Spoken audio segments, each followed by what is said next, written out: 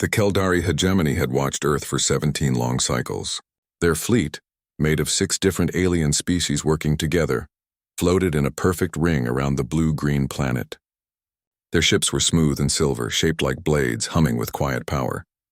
From the command deck of their largest vessel, the Eclipsing Dawn, High Strategist Vor stared down at the world below. He expected fear. He expected surrender. But Earth gave him nothing, no signals. No weapons fire, no frantic broadcasts begging for mercy. Just silence. Vor had studied humanity before the blockade began. Their history was messy, full of wars, plagues, fires, floods, and collapses. They had nearly wiped themselves out more than once. To the Keldari, that was proof of weakness. A species that couldn't control its own planet wasn't worth respecting. They believed Earth's people had finally run out of luck, that they had given up, that they were waiting, powerless for the hegemony to decide their fate. And that fate was simple. Earth would be stripped of its dangerous wildlife, its chaotic weather, and its unstable human population. The planet would be reshaped into something clean, orderly, and useful. The Keldari called it reclamation. They saw it as a gift. Vor turned to his second-in-command, a tall, thin being named Reth, with skin like polished obsidian. "Begin deployment of the terraforming drones," he ordered. "Start with the northern continent. Clear the forests. Neutralize the large predators. Prepare the soil for Keldari crops." Reth bowed slightly. "It will be done, strategist." But before Reth could send the command, a sound cut through the quiet hum of the bridge. A voice, human, calm, and tired, spoke over every channel at once. It wasn't loud. It didn't shout. It simply said, "You shouldn't have come here." Then silence returned. Vor frowned. "Trace that signal." Technicians scrambled at their consoles. "It came from Earth's surface, but there's no active transmitter." "No power source strong enough?" "It was a ghost," Reth muttered. Vor waved a hand. "Ignore it." A last act of defiance from a dying species. Proceed with the drones, the order was given. Hundreds of small insect-like machines launched from the underbellies of the Keldari ships. They streaked toward Earth, programmed to land, burrow, and begin rewriting the planet's biology. But as they entered the upper atmosphere, something strange happened. One by one, the drones stopped responding. Not destroyed, not jammed, just gone. Their signals vanished as if swallowed by the sky. "Impossible," Vor said, stepping closer to the main display. "Check for solar interference, magnetic storms, anything." The sensors showed clear skies, no anomalies, yet the drones kept disappearing. Then the long-range scanners began to fail. First the outer ring, ships stationed near Jupiter's orbit lost contact. Then Saturn. Then the asteroid belt. Each ship blinked off the tactical map without warning. No explosions, no distress calls. Just empty space where their allies had been. A cold feeling crept into Vor's chest. He had never felt fear before. The Keldari were the strongest force in this sector of the galaxy. Nothing challenged them. Nothing survived them. But Earth wasn't fighting. It wasn't even moving, and that was the problem. Down on the planet's surface, in a ruined city half swallowed by vines and rust, a woman named Mara crouched inside a crumbling subway tunnel. She wore a coat stitched from old space blankets and tire rubber. Her boots were held together with wire. In her hands, she held a device no bigger than a brick, built from scavenged drone parts, car batteries and copper wire pulled from abandoned buildings. She pressed a button. Far above, another Keldari scout ship went dark. Mara didn't smile. She didn't cheer. She just stood, brushed dust from her knees, and walked deeper into the tunnel. Behind her, others followed, men, women, even children. They moved quietly, eyes sharp, bodies lean from years of rationing and running. They carried tools, not weapons. But every tool could kill if you knew how. Back on the Eclipsing Dawn, panic began to spread. "Strategist," Reth said, voice tight. "We've lost contact with 83% of our outer fleet." "Impossible," Vor repeated, though his voice lacked its usual certainty. "Scan for cloaked vessels, hidden weapons, anything." The sensors returned empty. Earth's atmosphere showed no energy spikes, no missile launches, no fleet hiding in the oceans or under the ice. Just wind, rain, birds, trees. Then the comms officer gasped. "Incoming message." From Mars. The screen flickered. Grainy footage appeared. recorded by a Keldari ground team sent to secure ancient ruins near Olympus Mons. The video showed 6 armored soldiers moving through red dust. Then movement in the rocks, fast, too fast, shadows darted between boulders. The soldiers raised their weapons, but before they could fire, the feed cut to static. The last clear frame showed a hand, human, bare, calloused, gripping the edge of a rock. No glove, no armor, just skin and bone and will. Vor's throat tightened. Pull all ground teams back to orbit now. But it was too late. The Mars team never answered. That night something new happened. A rain began to fall, not on Earth, but on the Keldari ships. It wasn't water. It was thick, greenish, and clung to hulls like acid. Alarms blared as metal began to corrode. Shields flickered. Life support systems choked. How? Vor demanded. There's no storm system near us. The science officer stared at his readings, pale. It's targeted. The droplets only hit our ships, not the empty space around us. Not debris, only us, someone whispered. They're using the planet itself. Vor refused to believe it. Planets didn't fight back. Only civilizations did, and Earth's civilization was supposed to be broken. But as he watched another ship lose power and drift silently into the dark, he wondered. Maybe they'd been wrong. Maybe humanity hadn't surrendered. Maybe they'd just been waiting, and maybe, just maybe, they weren't the weak ones. The rain kept falling. The silence from Earth grew heavier, and for the first time in his life, High Strategist Vor felt small. Not because of weapons or fleets or technology, but because Earth hadn't even tried to fight yet. And still the Keldari were losing. The Keldari fleet drifted in uneasy silence. What had begun as a simple occupation now felt like a trap. Ships that once glowed with steady power now flickered like dying stars. The strange rain had stopped, but the damage remained. Hulls wept green rust. Sensors gave false readings. Even the air inside the corridors tasted stale, as if the very oxygen had turned against them. High Strategist Vor paced the command deck of the eclipsing dawn, his claws clicking against the floor. He had ordered all remaining ships to pull back to high orbit, far from Earth's reach. But safe distance meant nothing when the enemy didn't use weapons, he understood. Reports kept coming in, short, panicked, then cut off. A patrol frigate near the asteroid belt vanished. No explosion, no debris field. Just gone. Another near Jupiter's moons stopped responding. Its last log showed the crew screaming about things in the vents. Not aliens, not machines. Just things. Fast, silent. Smelling of wet earth and iron. Vor refused to show fear, but his hands trembled as he reviewed the data. There were no energy signatures, no warp trails, no signs of a hidden human fleet, and yet his ships were being picked off one by one, like fruit from a tree. On Mars, the ground team's fate remained unknown. Their last transmission played on a loop in Vor's mind. The blur of motion, the bare hand, the silence that followed. He ordered a rescue shuttle launched, but it never made it past low orbit. Something tore through its hull before it even deployed its landing gear. The wreckage drifted for hours before burning up in Earth's atmosphere. Then came the whispers. Not over comms, not from enemies, from his own crew. They spoke of shadows moving outside viewports when no one was there, of tools vanishing from locked compartments, of strange marks on bulkheads, scratches that looked like writing, but in no known language. Some crew members refused to sleep alone. Others claimed they heard breathing in empty rooms. Vor dismissed it as stress. Fear made minds play tricks. But even he couldn't ignore what happened next. Deep in the asteroid belt, where Keldari mining, drones once harvested rare metals, a salvage team found something impossible. The remains of 3 patrol ships fused together with thick black vines. Not metal, not synthetic. Real plants, twisted, thorny, and still growing. They pulsed faintly, as if alive, and wrapped around the wreckage were bones. Human bones. But also Keldari bones, mixed together as if the vines had pulled them into the same grave. The salvage team tried to burn the vines. The fire spread to their own ship. They barely escaped. Back on the eclipsing dawn, Vor stared at the images. His science officer, a quiet being named Tael, spoke softly. These plants, they shouldn't exist.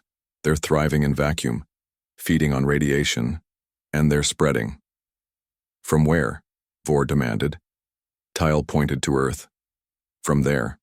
Seeds must have been launched during the last solar storm, or carried on old satellites. They've been waiting, dormant, until now. Vor's blood ran cold. Earth wasn't just a planet. It was a weapon that never stopped loading. Then the comms lit up again. Not a voice this time. Just a single image, broadcast on every open channel. It showed a human settlement, or what was left of one. Crumbling buildings, overgrown streets. And in the center, a group of people standing in a circle. They wore mismatched clothing. Leather, plastic, woven metal. Some carried rifles made from pipes and springs. Others held nothing but knives or sharpened rebar.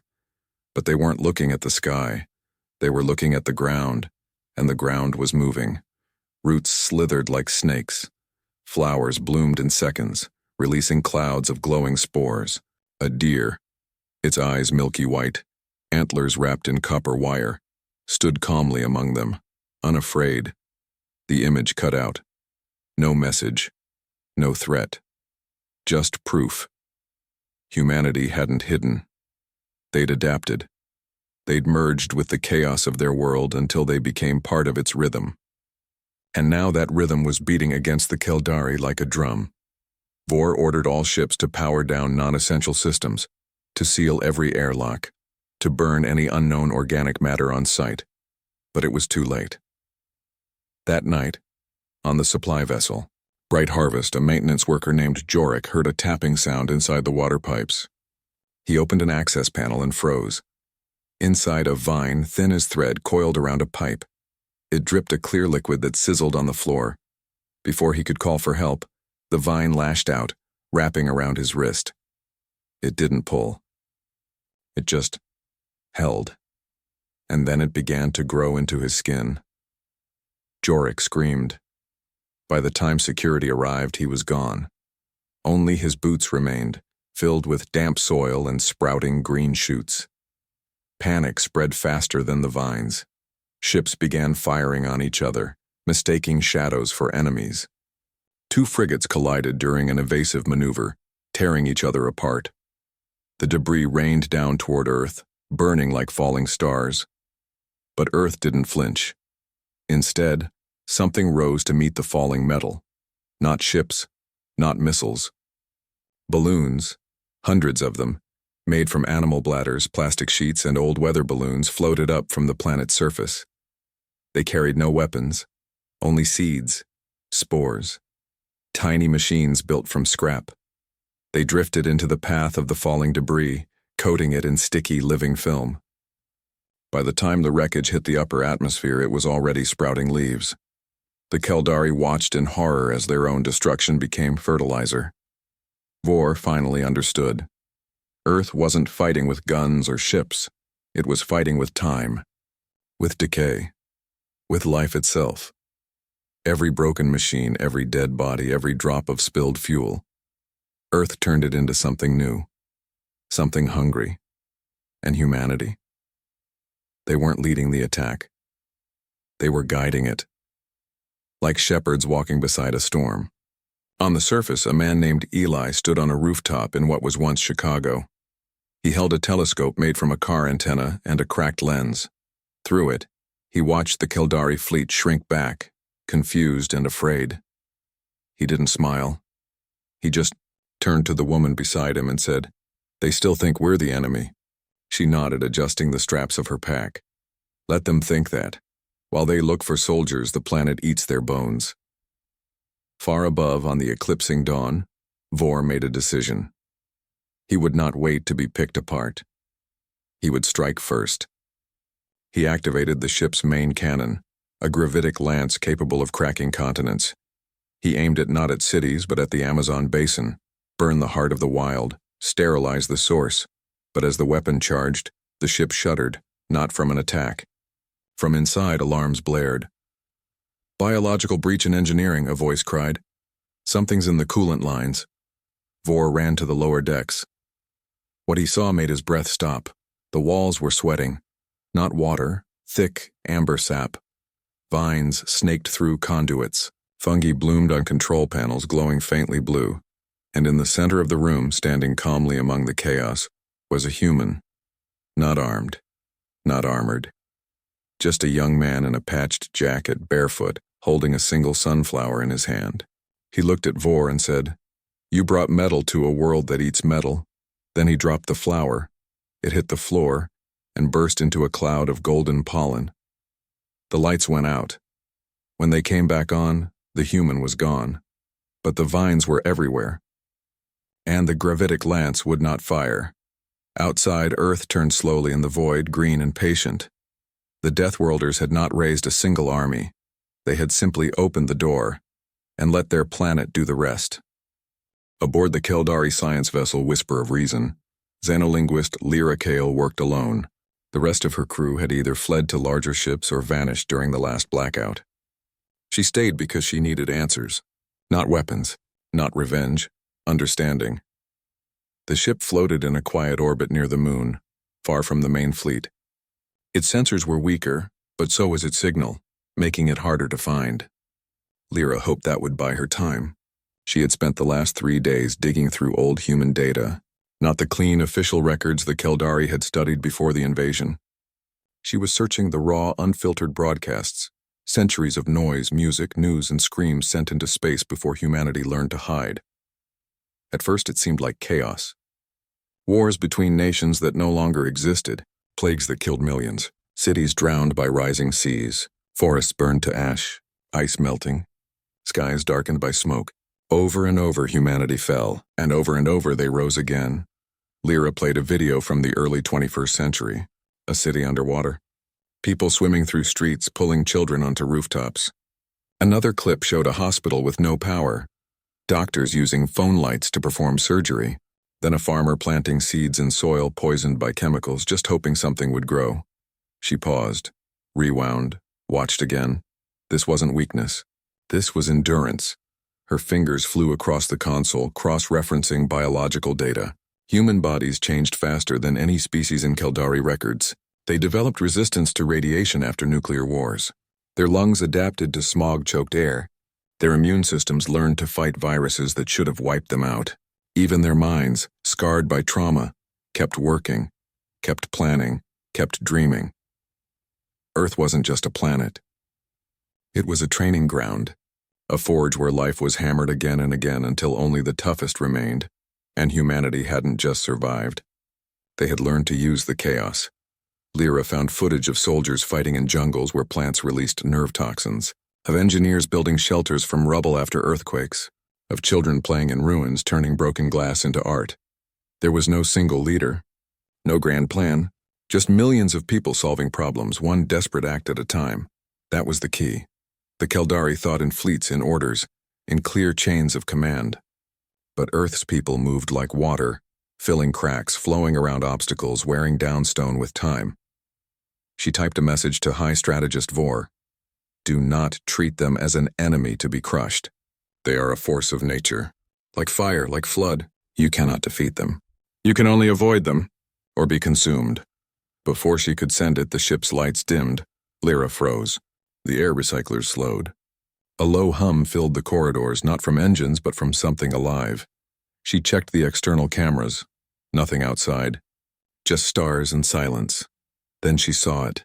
A thin line of green traced along the inner hull of the observation deck. Moss. Growing upward. Against gravity, her breath caught. She sealed the lab door. Activated the emergency purge. But the vents hissed and released a fine, sweet-smelling mist. Spores. She coughed, eyes watering. On the monitor, her own vitals spiked. Her heart raced. Not from fear, from something in the air.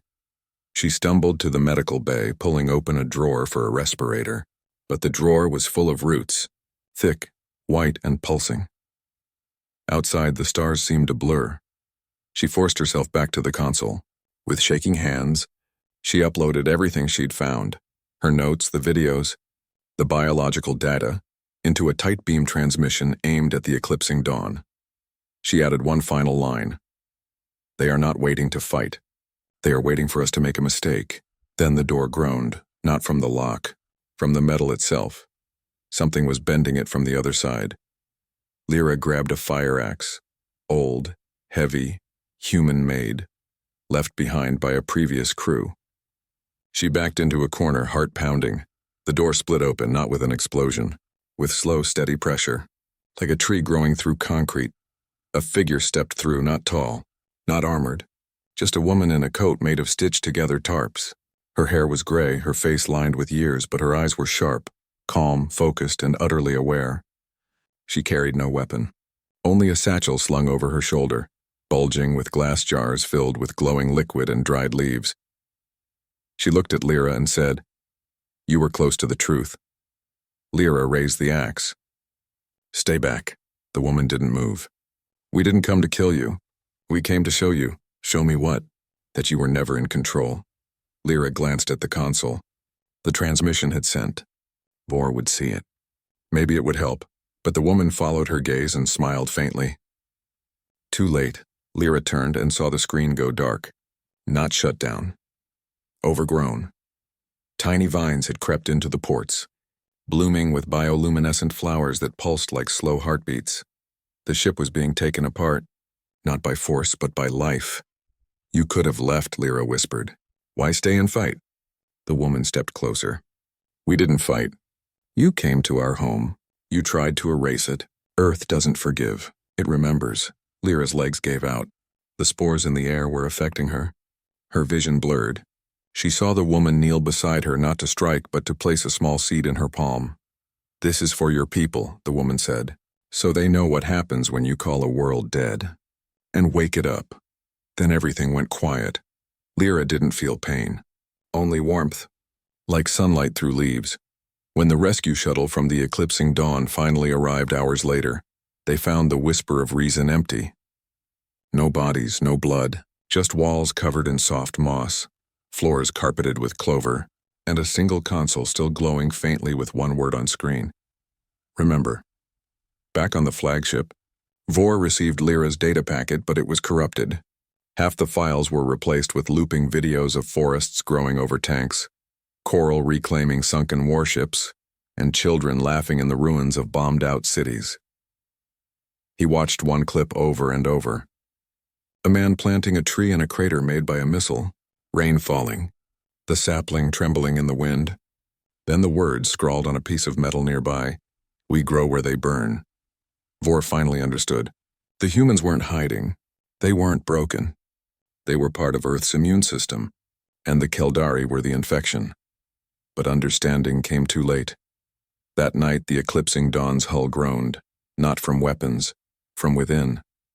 Something was climbing the outer frame. Bare hands, no suit, no tether, just a human moving through vacuum like it was nothing. And behind him, more shadows followed. Silent. Patient. Ready. The Deathworlders had not come to talk. They had come to finish what Earth had started. High Strategist Vor stood alone on the bridge of the eclipsing dawn. The ship felt hollow now. Half the crew had deserted, fleeing in shuttles toward the outer system. The rest moved like ghosts, eyes wide, voices low. Fear had taken root deeper than any vine. And Vor knew why. They were not fighting an army. They were fighting a world that refused to die. He had one weapon left. The null seed. It was not a bomb, not a missile. It was a device older than the hegemony itself, a relic from a forgotten war. Once activated, it would sink into a planet's crust and unravel its core. Not destroy it, unmake it. Turn rock to dust, water to vapor, life to memory. Earth would not burn. It would simply stop being. Vor had saved it for last. A final mercy, or a final punishment. He gave the order.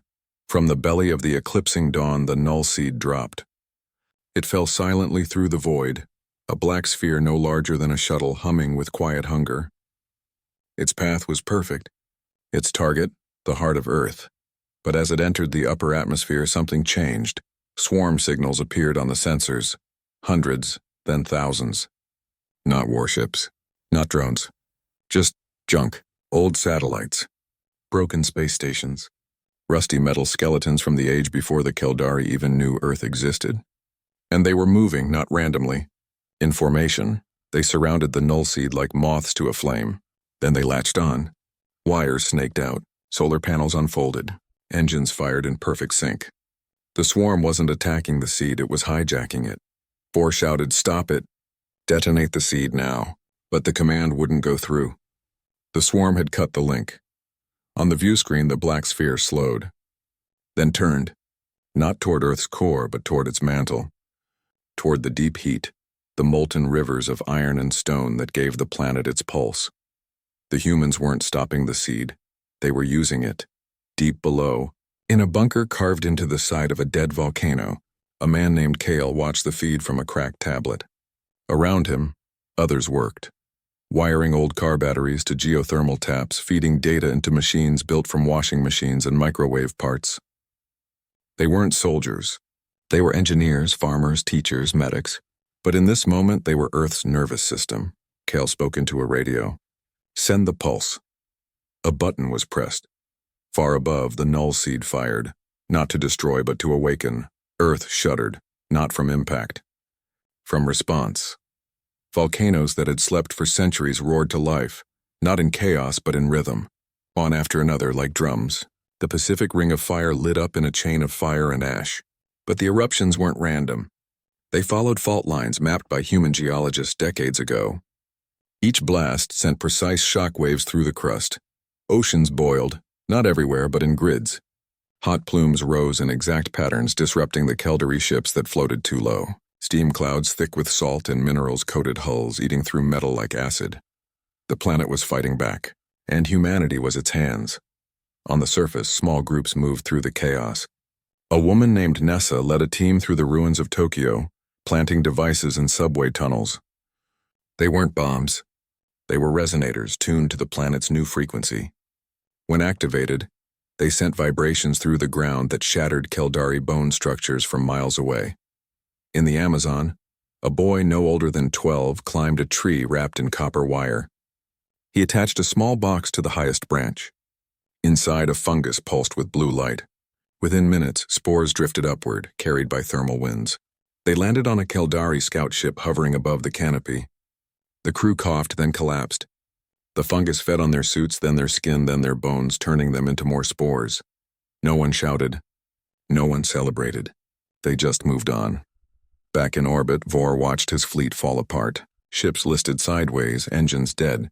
Others burned from the inside out, choked by vines that grew through air vents. One frigate tried to jump to hyperspace, but its drive exploded. Not from sabotage, from pressure. The planet's magnetic field had shifted, twisted by the seed's energy. Space itself had become hostile. Then the surface lit up. Not with cities, with life. Forests glowed with bioluminescent moss. Deserts bloomed with night flowers that released paralyzing pollen into the upper air. Rivers ran backward for hours, guided by hidden pumps and ancient aquifers reopened by the quakes. Earth wasn't just alive. It was angry. And the humans? They walked through it all like they belonged.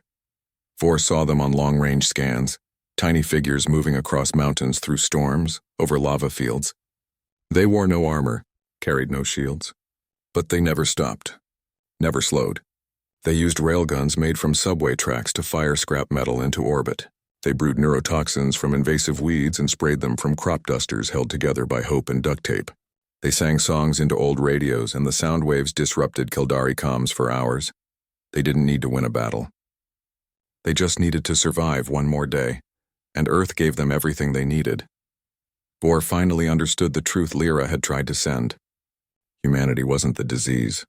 The Keldari were, and Earth had built its cure over thousands of years of pain. He turned to his last officer, a young pilot named Miro, whose hands shook on the controls.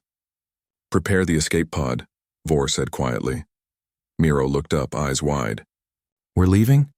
"We're learning," Vor said. "Some worlds are not meant to be taken." But before Miro could move, the lights died, not from a power failure, from roots. Thick, black roots burst through the floor, coiling around consoles, crushing chairs, lifting the deck plates like they were paper, the air filled with the smell of wet soil and ozone. Through the main viewport, Vor saw them. Figures climbing the hull of the eclipsing dawn, not with ropes, not with magnets, with bare hands and boots made of tire rubber. They moved like they'd done this 1,000 times. Maybe they had. One reached the bridge window, a man with a face weathered by sun and wind. He looked at Vor, not with hate but with pity. Then he tapped the glass once. The entire ship groaned. Metal screamed. Bulkhead split. The null seed's energy, now part of Earth's core, pulsed again, and the eclipsing dawn began to break apart from the inside. Vor didn't run. He stood and watched as the bridge filled with green light, not from weapons, but from vines blooming with white flowers that glowed like stars. The last thing he saw was the man outside turning away, walking back toward the planet below. Not in victory, in duty. The Deathworlders hadn't conquered the Keldari. They had simply reminded them, on Earth, even silence has teeth. The eclipsing dawn hung in orbit like a dead leaf. Its silver hull, once proud and smooth, was now cracked and covered in thick green vines that pulsed faintly with life. Most of the Keldari fleet was gone, burned, broken, or swallowed by Earth's reawakened wilds. Only a handful of survivors remained aboard the flagship, huddled in the last sealed compartment, low on air, lower on hope. High Strategist Vor was not among them. He had stayed on the bridge as the ship fell apart, watching Earth turn below, green, blue, and utterly indifferent. He did not beg. He did not rage. He simply sat as roots wrapped around his chair, as flowers bloomed at his feet, as the air filled with the scent of rain and soil. When the lights finally went out for good, he closed his eyes and let the planet take him. Now only 5 Keldari remained. They sat in silence, listening to the creaks and groans of the dying ship. Their weapons were gone. Their comms were dead. Their gods, if they had any, had not answered. Then, a new sound. A soft thud against the outer hull. Not an explosion, not a weapon. Just a gentle bump like a boat docking. The survivors exchanged glances. No one moved. No one spoke. They knew what was coming. A hatch opened, not blown apart, but unlocked from the outside. Air hissed as pressure equalized. Light from the corridor spilled in, green-tinged and soft. 3 figures stepped through. They were human. But not as the Keldari had imagined them. Not warriors in shining armor. Not monsters with fangs and fire. Just people. A woman walked first. Her face was lined with age and sun, her hair streaked with gray, tied back with a strip of cloth. She wore a coat made of stitched-together plastic and old blankets, boots held together with wire. Her hands were rough, scarred, but steady. Behind her came a man, tall and quiet, with eyes that held the stillness of deep water. He carried no weapon, only a satchel slung over his shoulder, bulging with tools and glass jars filled with glowing liquid. Last was a child no older than 10, barefoot, wearing pants too big and a shirt with faded writing. In their small hands they held a single seedling, its leaves bright green, its roots wrapped in damp cloth. The Keldari flinched. One of them raised a broken tool like a club, but the woman just looked at him and shook her head slowly. "We're not here to hurt you," she said. Her voice was calm, clear, and tired. No one answered. The Keldari stared, waiting for the blow, the punishment, the end, but the humans did nothing violent. The woman stepped forward and placed the seedling gently on the floor of the compartment. It sat there, small and fragile, already reaching for the light. The man opened his satchel and pulled out a canteen. He set it down beside the plant. Then a small box of dried fruit, then a roll of clean cloth. The child looked at the Keldari, not with fear or anger, but with curiosity. Then they turned and walked back out the way they came. The woman lingered for a moment. "Your ships are gone. Your leaders are gone, but you're still alive. That means something." She turned to leave, then paused. "Earth doesn't hate you. It doesn't even know you. It just is. And you came here thinking you could change it. You can't. No one can." Then she was gone. The hatch sealed behind them with a soft click. The Keldari sat in silence for a long time. One of them reached out and touched the seedling. It felt warm. Alive. Outside the ship, Earth turned slowly in the void. Clouds swirled over oceans. Forests stretched across continents. Cities lay in ruins, but new life grew through the cracks. Trees through pavement, vines over steel, flowers in the barrels of old guns.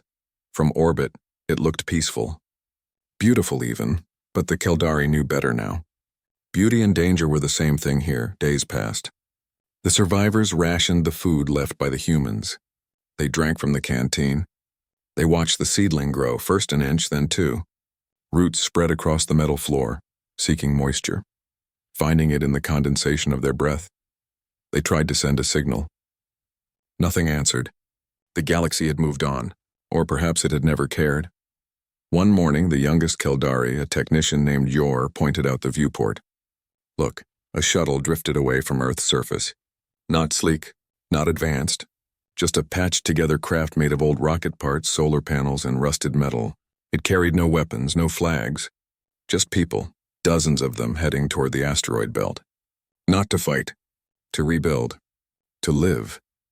The Keldari watched it until it vanished into the stars. Back on Earth, in a valley once scarred by war, a woman named Mara stood beside a newly planted orchard. The trees were young but strong. Around her, others worked, repairing water lines, tending crops, teaching children how to read old books under the open sky. No one spoke of the Keldari.